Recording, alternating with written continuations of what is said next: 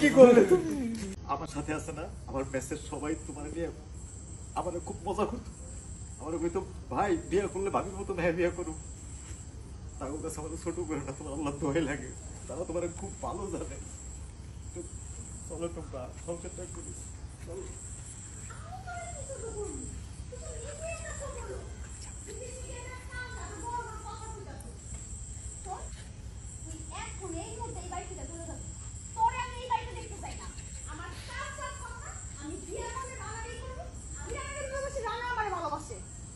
আমি আর দেখতে চাই না।